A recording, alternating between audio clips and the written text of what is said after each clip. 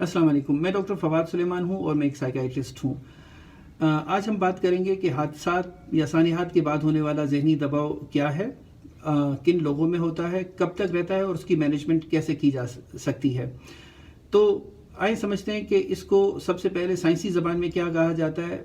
Acute stress reaction, acute stress disorder और post traumatic stress disorder कहा जाता है, लेकिन उसमें फ़र्क यह है कि उनकी ड्यूरेशन का फ़र्क होता है कि कब तक वो चीज़ें चल रही होती हैं।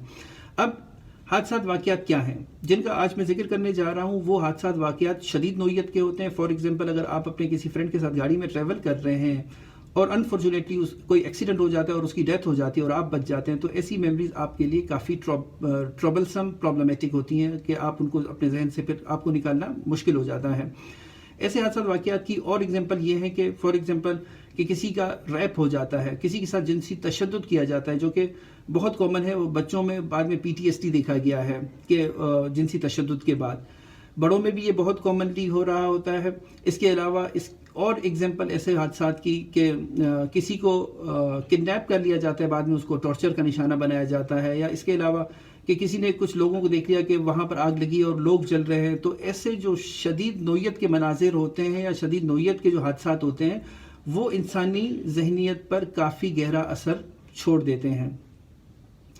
अब इनकी अलामत क्या है? तो तहकीक ने यह साबित किया है कि जहाँ पर इंसान ऐसे हादसात वाक़यात को देख रहा होता है, तो उसके बाद वो जो मंजर या वो मेमोरीज होती हैं वो माइंड से नहीं निकल रही होती। उस इंसान को ऐसे लग रहा होता है कि अभी भी वो मेमोरीज को देख रहा है, या वो इनका हिस्सा है, या वो वहीं पर खड़ा है, उनको खुद से देख रहा है, या वो मंजर उनके आंखों के सामने हो रहा है, या उस वक्त वहाँ पर जो आवाज़ें आ रही होती हैं वो खामखा बाद में भी वो आवाज़ें इंसान को महसूस हो रहा था कि शायद वही आवाज़ें फिर से रिपीट हो रही हैं, या वहाँ पर जो स्मेल थी, बू थी, वो उसको फिर से एक्सपीरियंस वो इंसान कर रहा होता है।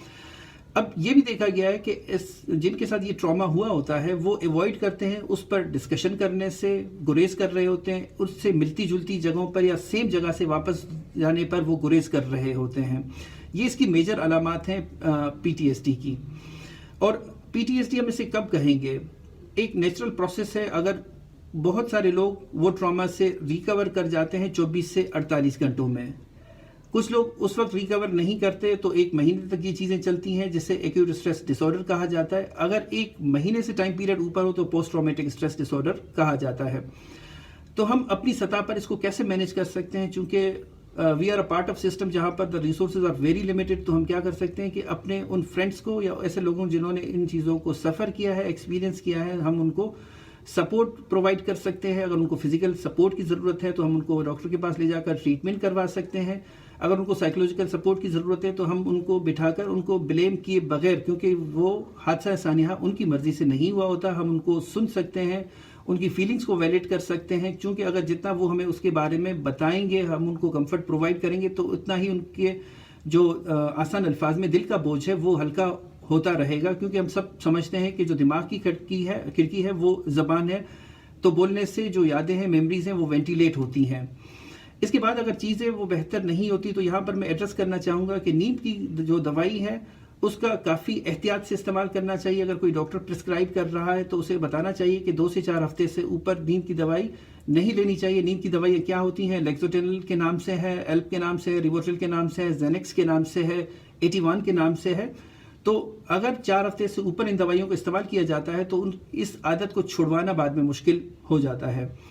इसके अलावा अगर ये चीज़ें फिर भी ये मेमोरीज ठीक नहीं होती, तो साइकोलॉजिस्ट का डोमेन का काम होता है, जिसमें वो टेक्निक सिखा रहा होता है कि किस तरीके से आप इन मेमोरीज को डिस्ट्रैक्ट कर सकते हैं, इनको हटा सकते हैं, और कैसे पॉजिटिव थॉट्स के साथ रिप्लेस कर सकते हैं। इसकी आसान एग्जांपल मैं समझाऊंगा कि जिस वक्त अगर उस ऐसे इंसान को वो थॉट आ रही हो, तो वो अपनी किसी भी ज़िंदगी के मुस्बत ख्याल के बारे में सोचे, ताकि वो अपने माइंड को डाइवर्ट कर सके। अगर इससे भी चीज़ें बेहतर नहीं होती, तो इसके लिए रिकमेंडेड गाइडलाइंस में मेडिसिन्स का रोल है, जिसमें 4 दवाइयों को अप्रूव किया गया है पोस्ट ट्रॉमेटिक स्ट्रेस डिसऑर्डर के लिए, जो कि बहुत ही महफूज दवाइयाँ हैं, नींद की नहीं है, नशे की नहीं है, उनका कोई लॉन्ग टर्म साइड इफेक्ट नहीं है, और ना ही उनकी आदत पड़ती है।